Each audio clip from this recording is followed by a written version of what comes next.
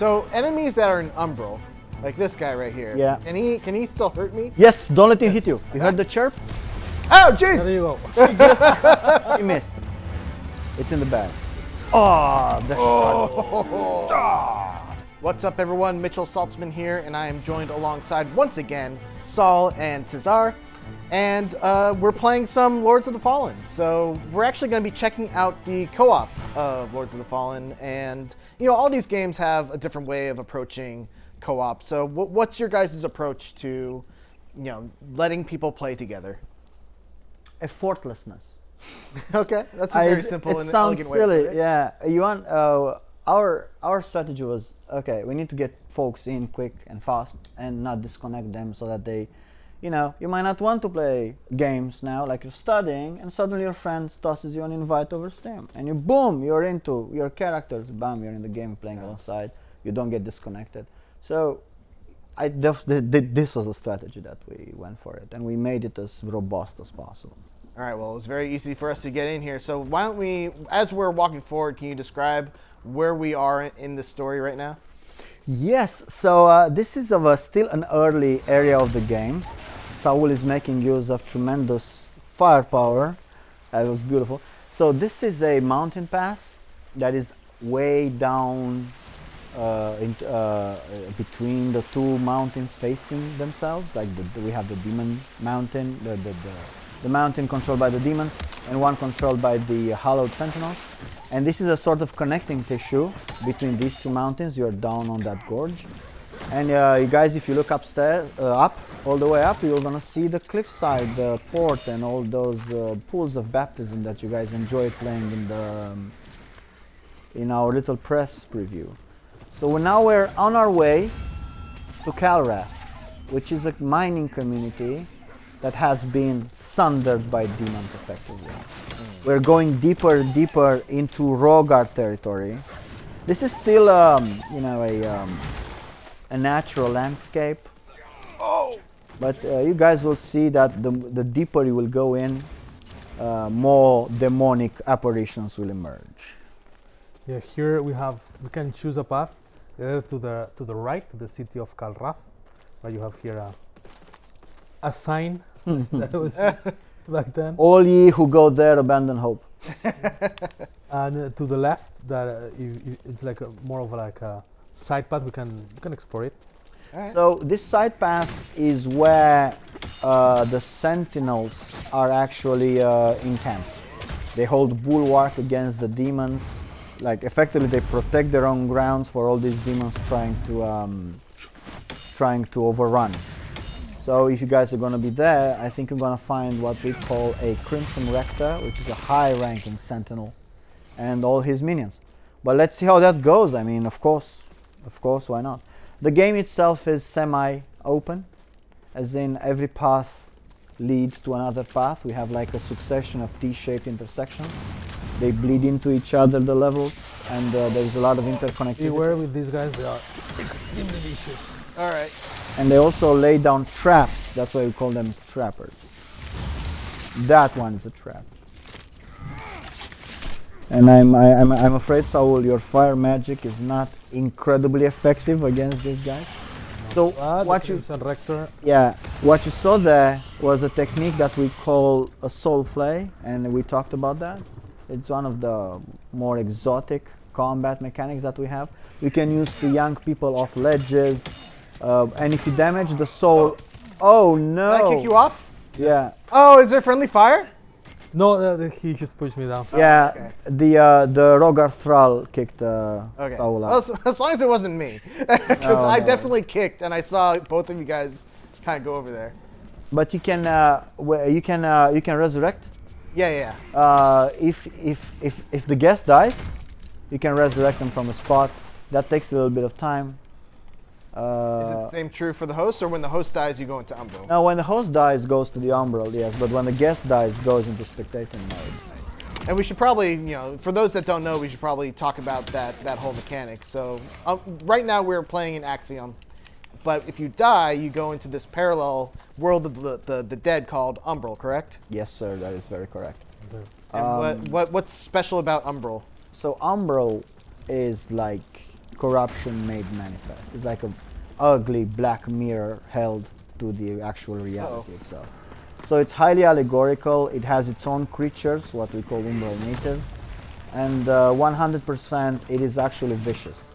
It has its own traversal options, its own mechanics, afflictions such as the umbral dread. The more time you spend in umbral, the more difficult it is. The more apex, like the umbral natives, are going to converge on you. You're going to start having hallucinations, see enemies pop in that are not there or they're not there. It is a very exotic, hellish landscape, and we hope players will explore its depth and its mechanics. So what you're doing right now is that, yes, that is a parasite, that is an umbral parasite, that has a direct influence over the Crimson Rector and making him more powerful. He recovers his posture. He recovers posture like crazy, which is that yellow dot around the tag. So you can still brute force it, but with the lamp you can look into umbral, and using what we call soul siphoning, you can effectively absorb the parasite, which is made of energy, into your lamp and destroyed it in the process. So this is one of the mechanics. Soul flay, siphoning is one of the more exotic umbral lamp driven mechanics. He heals, man. He heals. Can you make him stop? Stop making him heal. I don't like when he heals. Yeah. But yeah, unfortunately, the Hallowed Sentinels are very apt when it comes to radiant magic and healing, and this is effectively how it is. But since the host die, you see the parasite over there? Oh, nice. So now Right. we can see it. Destroy that. Now his posture is weak, and you guys can kick him, use charged heavy attacks to stop him from doing all that magic effectively. The Crimson Rector is one of the chaplains of the Order. They wield radiant power, and for us radiant power is close to, let's say, sunlight element. Let's go. Let's go, man. Nice. Let's go. And yes, sunlight is searing fire, figments of light, and of course healing. Saul is out of mana. Yeah, I'm trying to recover some. Yeah, to give him the old hammer smack. But he's out of posture again. You guys can grievous respect. Well on him. We almost got him. Give him an honorable send-off. An honorable send-off. Oh, wait. The There we go. There we go. Parasite was he got it. recovering. Awesome. Well done. Sinner judged. He was judged. He stood judgment. He stood. Do a reverence. Very cool. Very Like, well. I'm just very very well. tired. So if you go up, but best return and see the caves deeper. Oh yeah. Look at this guy. Look at this loser on the ground right now. So that is the bed of flowers, and you can craft one of the conduits there to create your own checkpoint, because our game is very scarce on set checkpoints. Beautiful. But in order to do that, you need a resource, right? A very rare seedling vestige, Right. which are expensive. Bosses grant them if you kill them, and there is a very sneaky NPC that solves them as well. Yeah, so here we can choose either to take this elevator up back to the Skyrest Bridge, our hub, main hub, Yep. or continue our adventure towards Kalrath. Shall we see the burning gates of Kalrath? That is a striking, grisly visage. That is a bit far off. If you look far off into the distance, you might catch glimpses of the bridge that leads to that. And that is not fog, that is smoke from all the horrors that have been committed and atrocities in that city. That was one of the most striking locations. Oh, sorry. I was admiring the scenery. You're getting kind of messed up over here. Yeah, oh shit! No, so Excuse me. this is the problem when you're playing magic users. You're A bit flimsy. a bit flimsy. You're a bit flimsy, but that's okay. So actually here, as you can see, like myself, that I've been invited to your party, right? Like I'm the guest. Mhm. I'm still receiving items, so I receive vigor. I can do pickups of things that the enemies drop. So in short, when you're playing with other players, you can get you get a really nice experience in terms of all of that, right? Like you can grind in other players' walls. You can get new gear, upgrades, upgrade materials, etc., etc. There are some key items though, like keys, quest items, etc., that those are limited to the host to make sure that basically you don't break your progression in your own game, right? Yes. So it's not, you're not just doing co-op for charity. There's still something in it for you. Right? Well, you can still do it by the goodness of your own heart. Oh my god, this is a And these demonic hounds are vicious. Absolutely vicious. And actually my build is Inferno based, and these guys are Inferno. Yes, you're not Super terribly effective against them, unfortunately. I was going to ask about that. So there's three schools of magic. Yeah. If you are, a person who specializes in Inferno, are you going to have like a good time in certain areas and a very bad time in others? Yes, sir, that is Yeah. correct. Yeah. Now, Saul, The area we come from, the swamp, he was very weak to fire. So Saul styled over all those people made of wood. And he just, he ruled it with an iron fiery fist. But the demon lands, unfortunately, are quite challenging for a fire user. That being said, there are a number of consumables that Saul can use to coat his weapons, like frost or lightning, or radiant power, to be more effective. So enemies that are in Umbral, like this guy right here. Yeah. Can he still hurt me? Yes, don't let him hit you. Wow, that is so close. Oh, geez. So when you're raising your lantern, you are in between worlds, like 1 foot in one world, 1 foot in the other world. Got If there it. is any connection, of course, if an Axiom enemy hits you, you're going to be back in Axiom because it's still in Axiom. But if an Umbral native hits you, they pull you back in Umbral because the connection is okay, being okay. made. And that effectively is like a death. Yes, soulslike that guy over ledge. Oh no, that was such a tremendous situation. You could have soulslike him over. So yeah, so you need to pay attention of what you're looking at and for how long. Because these people will want to drag you into their world to feast on your vigor. going Off the ledge. Beautiful, nice. beautiful. So now we're approaching a series of labyrinthine caves where there are a few surprises in store. Oh, jeez. As you say. Yeah, a few surprises in store, John. That's my fault. The trapper left the trap. You gotta let me know So, when there's yeah, a trap. You see these areas that they seem blocked, like the golden path is blocked. But if you raise the lantern, Oh, they it's were like it wasn't they're there. not there. That being Wow. said, crossing like that, and What? you dodged the bullet. What happened? There is a creature that hangs from the ceiling. Is what we call an umbral sparrow, who dives at people from the distance, and we put this very nasty surprise there. Let's see if it reacts to this one. You heard the chirp? Oh, There jeez. you go. She missed. That's okay. They are delightfully cackling creatures. If you look at them, they actually snicker, they withdraw. They're one of the worst umbral enemies to encounter because they're so elusive. So one thing I wanted to, ask you about. There's a mechanic where if you stay in Umbral too long, things get bad for you. How is that? How does that manifest? Well, it's what we call the umbral dread. The more you step, the more time you spend in umbral, the eye opens and gradually, and it gets more dire and more baleful. And a couple of good things happen.